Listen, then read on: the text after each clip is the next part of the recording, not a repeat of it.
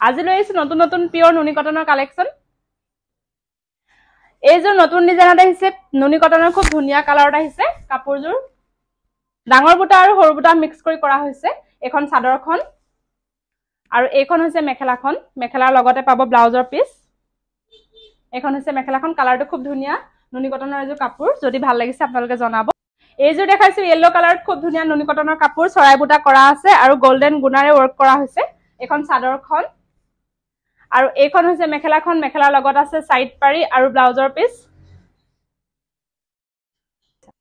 আনেজো লৈছে খুব ধুনীয়া গৰমৰ কাৰণে কালাৰটো খুব ধুনীয়া আছে পিস কালাৰত আৰু লগতে ডিজাইন একদম নতুন এখন হৈছে চাদৰখন